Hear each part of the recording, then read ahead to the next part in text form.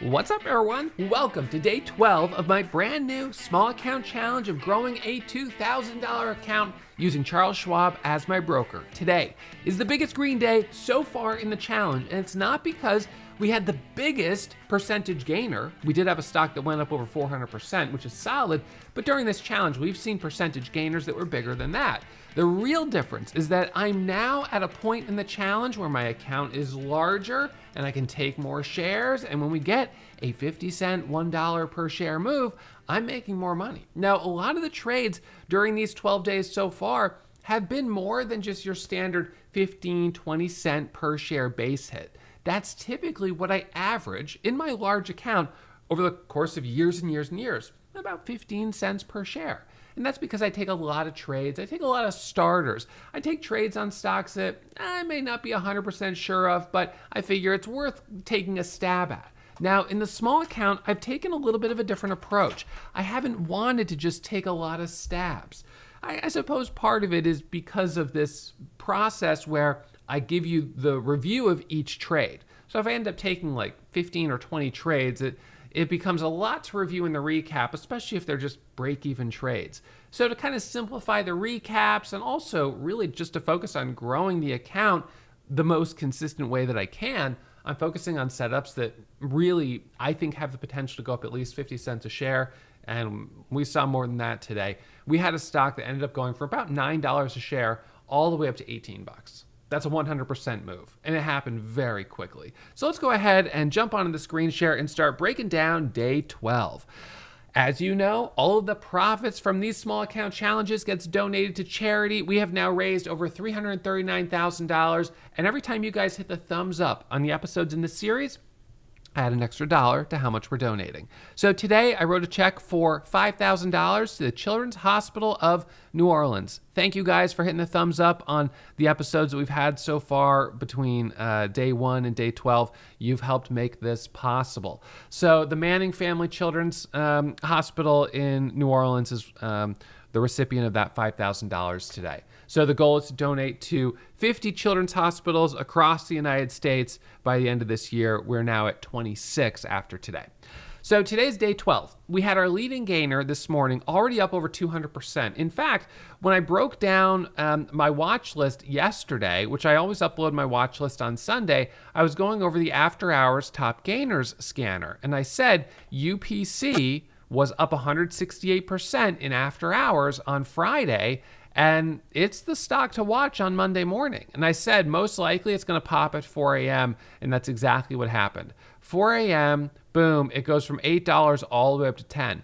And I saw some people comment, thanks, Ross, that was a great stock to have on the watch list. Ended up trading that move, and thank you so much. Well, I didn't trade it myself. I wasn't up at 4 a.m. But if you traded it and you were able to manage your risk, good job. The credit goes to you for taking that trade. So now it ends up pulling back here. And I'm thinking it's, I don't know.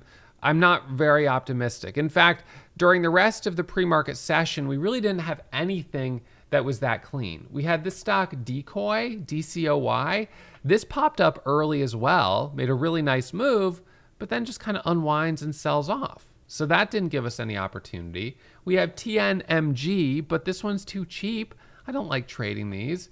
We had LGLC or CL. This is a Chinese stock with no news. I didn't really trust it. We had SkyQ continuing the trend from a couple days ago. If we look at the momentum scanner, there were a few other stocks that hit the scans this morning, but none of them were that interesting. So between the hours of 7 a.m. and 8 a.m., we had nothing. NNBR, 39 million share float. You guys know that's a little high for what I would go for. MNTS, 18 million share float, a history of popping and dropping. CMND, same story. So I didn't take any trades. No trades in my small account, no trades in my big account. And given the fact that I was red in my big account on Friday, I was, hoping to be able to break the ice on something, but there was nothing to work with. That is until UPC curled back up to the volume weighted average price. And this is where we see that squeeze from $9 all the way up there to 18. All right, so let's back this out for 1 second. So I saw UPC on our running up scanner right here. Now the running up scanner is searching for stocks right now in this very moment that are squeezing up, but they are not hitting a new high of day.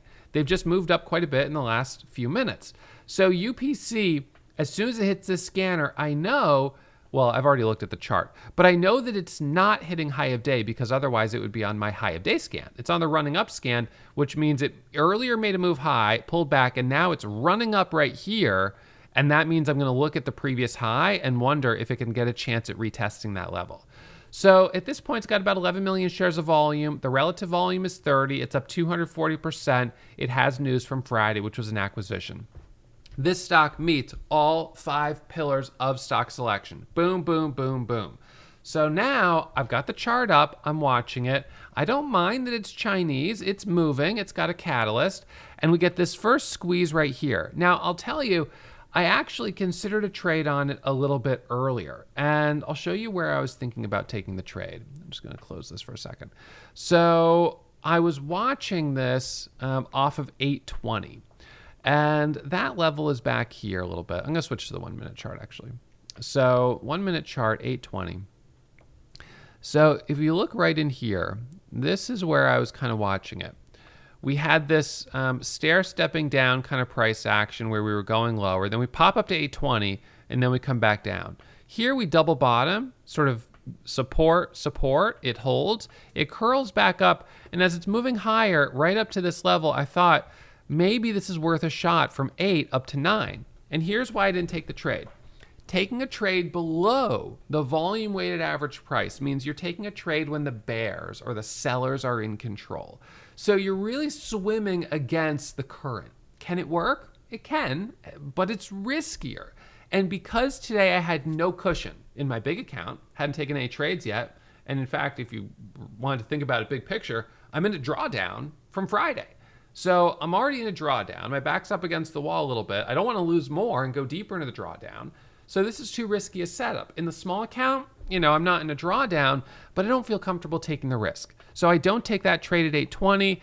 Darn it, it goes all the way up to 915. And I thought, shoot, well, I can't get in up here because now we've got 1, 2, 3, 4, 5 green candles in a row. It pulls all the way back down to 850, and I think, well, it's typical. It rejected the VWAP. And then this shocked me. Because right here, this candle does a false breakout. First candle makes a new high and flushes down. It's a higher volume red candle, and then it rips back up right here. And as it rips up, I'm like, holy smokes. All right, it's game time. And what are our levels from earlier?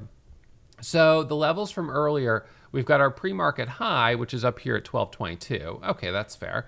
And then we've got this level right here, which is 1098 that I was watching. And so I've got my platform. Let's see, let's back this up. So I punch in the order, shift 1, and I end up buying twice. I have to buy twice. And I end up filling right here at $9.85. And then I get more shares at $10. So I chased it a little bit, and it ends up squeezing, and I sell it at $13 a share. That's a $3 per share win, and I'm up $3,400. Amazing. So biggest trade so far of the challenge, and a 3-point win. I mean, that's awesome. Now, in fact, I left some money on the table because I sold as it came back down right here. It went all the way up to a high of 1564, and I didn't sell any of it. I was just like riding the momentum, but it swept back down right here, and I probably sold on this candle right here. I didn't wait for it to come back up. I sold right back here right around 13. So nonetheless, while I was up $5,000 for a moment, I was still very grateful to take this profit off the table. So that was a really nice trade. It ends up pulling back, dipping back down, and then coming back up, and we got another trade a little bit later. So when it comes back up here, I ended up getting back in, and I got back in right here. I wanted to be in down here. It went without me, and I chased it. I added a little too high, and I stopped out as it came back down. So on that second trade, ended up giving back a little bit of the profit that I had made on the first trade. Not ideal. I'd prefer not to do that, but it's what happened. So I got in there, got out, and ended up finishing up $2,951.68. So I gave back, what was it, $400 off the top, about $500 off the top. And so now I'm finishing the day at $15,766 of cash in the account versus that $2,000 starting balance. The account's up over almost 700%. I've taken now 30 trades. I had 2 trades today, one winner, one loser. Only 50% accuracy today. My total accuracy over these 30 trades is now 76%, with the average per gain trade being about $458.